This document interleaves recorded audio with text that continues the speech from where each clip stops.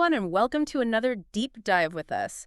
Today, we're going to be zeroing in on the licensing process in the Philippine real estate market. Yep, getting into the nitty-gritty of what it takes to become a licensed real estate salesperson, agent, or realtor here in the Philippines. Exactly. And we know a lot of you tuning in are part of our Excel Edge Realty community or follow the Excel Edge podcast show and are either just starting out or looking to really level up in this exciting industry. So this deep dive is really tailored for you guys, our ambitious Filipino real estate professionals. Right. I'm Lex. And I'm Vera. And we've both been poring over our notes, articles from all properties, and even some FAQs just to bring you the need-to-know info. Yeah, our mission here is pretty straightforward, but super important to distill all the essential knowledge about Philippine real estate licensing. Straight from the source. Exactly. We want to cut through the noise and help you guys understand exactly what needs to happen. And there are some key distinctions we'll be hitting on, like the difference between accreditation and licensure. Right. And the very real potential to achieve financial stability in this field. And the crucial role that licensed brokers play. We'll also touch on Excel Edge Realty, who focus on the mid-price to high-ticket real estate market here in the Philippines. You can find them at www.exceledge.com/EES over RAO2.VH2, which could be a great resource as you navigate your real estate journey. Okay, so first things first, why should anyone even consider a career in Philippine real estate today? Well, what we're seeing is it's a pretty booming industry. Yeah, even with the usual market ups and downs and, curveballs like the recent pandemic, the Philippine real estate market is still ripe with opportunity for those who are in the know. Totally. And there's the potential for some serious financial stability by being part of a real estate company. Right. Our sources indicate that both agents and brokers can often find a stable monthly income through those affiliations. Which is a great foundation to have. Absolutely. And then, of course, there's the exciting part, commissions. Yes. For agents working with a company or under a broker, you can usually expect to earn up to 3% of the sale price. And if you go the independent route as an agent, that could bump up to around 5%. And for licensed brokers, commission can go as high as 6% on a successful transaction. Yeah, so to put that into perspective, let's say an agent closes a deal on a property worth PHP $2,500,000. Their 3% commission would come out to roughly PHP $75,000 before taxes, of course. Which shows you the earning potential here. Absolutely. And it's not just about the money either. No, you're going to be networking, meeting all sorts of people. Building relationships with clients can lead to future referrals. And even some genuine friendships. Definitely. And for those eager to jump in, becoming an accredited real estate salesperson is generally considered easier than getting the full licensure to become a broker. So that's a plus for those looking for a quicker entry point. Okay, so you're interested in becoming a licensed real estate salesperson, often called an agent. What does that actually look like? Well, RA 9646, also known as the Real Estate Service Act, defines a real estate salesperson as a duly accredited natural person who performs service for and on behalf of a real estate broker who is registered and licensed by the Professional Regulatory Board of Real Estate Service for or in expectation of a share in the commission. So basically working under a licensed real estate broker. Exactly. And the key word here is accredited, which is different from going through a full-on licensure exam, right? That's right. For real estate salespeople, it's all about accreditation through the Professional Regulatory Board of Real Estate Service, or PRBRs. And to become accredited, what are the qualifications? First off, you have to be a Filipino citizen. Makes sense. What else? You also need at least 2 years of college education, which usually means 72 academic units. God. And you need to show good moral character, basically no convictions for any crimes involving moral turpitude. Which essentially means actions that are seriously unethical. Right, those are the basics, but there's also the training component. Yeah, I remember reading about that. Based on a memo from February 2019, aspiring real estate salespeople have to complete at least 12 credit units. That's 12 hours of real estate brokerage training or seminars from an accredited provider. So those 12 credit units are like a foundation in real estate. Yeah, covering things like ethical practices, basic legal stuff, and fundamental sales techniques. Makes sense. So we've got the qualifications down. What about the paperwork? What documents do you need to actually apply for accreditation? Okay, so you'll need your birth certificate original and a photocopy from the Philippine Statistics Authority, or PSA, which used to be the NSO. Yeah. Married women will also need their PSA marriage certificate original and photocopy. Got it. Then you'll need your original notarized certificate of educational attainment, proving you finished at least 2 years of college. All the essentials. Right, then you'll need an original MBI clearance and the original notarized certification that you've completed those 12 credit units in real estate brokerage. And importantly, a photocopy of your supervising real estate broker's PRC license. It has to be valid for at least 6 months and include 3 of their specimen signatures. So this really emphasizes that supervised aspect of being a salesperson. Yes, and a photocopy of your community tax certificate or cedula, Okay. a fully filled out application form from the PRC, a recent passport-size photo with your full name tag, and a valid government-issued ID. Quite the list. It's all designed to make sure applicants meet the criteria. So you've gathered all that. What are the actual steps to submit your application? So first, you prepare your application form and all your documents for a pre-evaluation, Where do you do that? usually at the PRC's main office or any of their regional offices. And after they review everything? You'll probably need to go to the PRC's legal division to get some documents notarized. Okay. Then you pay the accreditation fee, which I think is currently PHP 450 at the PRC cashier. Got it. Then get a documentary stamp from their customer service center. Almost. You then submit your complete application and all your documents to the application division. And You can actually track your application status through the PRC website. that's handy.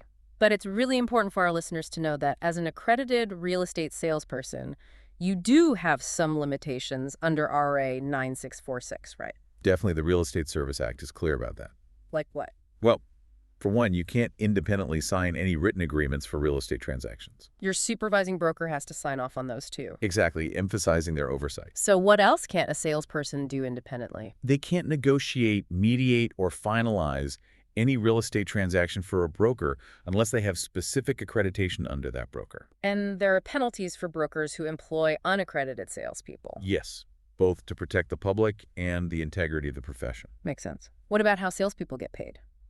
They can only receive their fees, commissions, or any kind of compensation directly from their supervising broker. So they can't collect payments from clients directly. Nope, that all goes through the broker. Okay, that really lays out the requirements and limitations for becoming a salesperson. Now, let's talk about becoming a licensed real estate broker, which is a more involved process, right? Absolutely. Becoming a licensed real estate broker here means passing a licensure exam given by the PRC. And these exams happen at least once a year.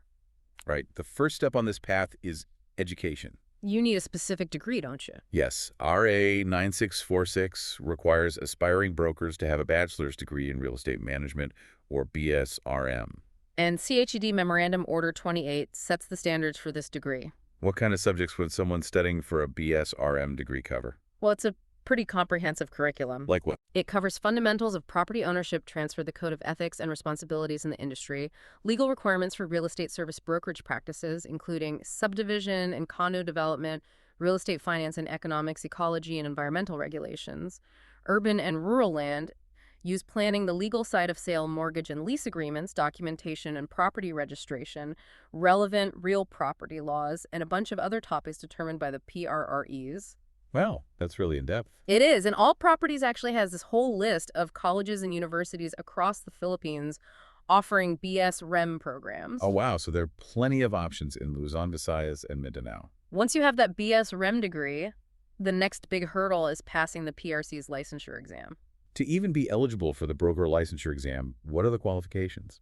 Well, first you need that BSRM degree. Of course. You also have to be a Filipino citizen and at least 18 to 21 years old, depending on PRC regulations. And like with salespeople, good moral character. No convictions for anything involving moral turpitude.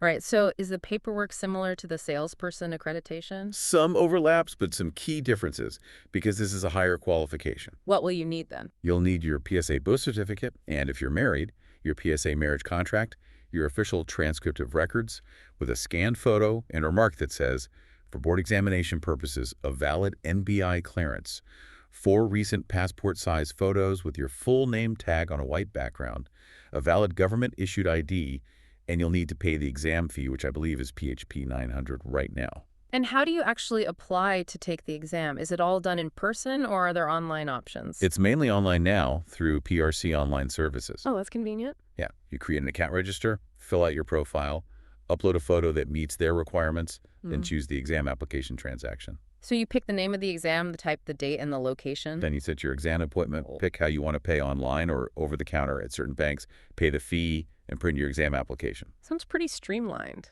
And then comes the nail-biting part, waiting for the results. When do those usually come out? Typically a few working days after the last day of exams. And where can you find them? They're usually published in major newspapers and on the PRC website. Okay, so for those who pass, what are the final steps to becoming a fully licensed broker? You have to register with the PRC and sign the official roster of registered professionals. And then, There's a formal oath-taking ceremony led by the PREREs. and once you've done all that, you're officially a licensed real estate broker in the Philippines. Exactly, ready to launch your career. So we've covered the paths to becoming a salesperson and a broker, and it's clear that a broker has a lot more responsibility and authority. For sure. Can you talk a bit more about what a licensed real estate broker actually does?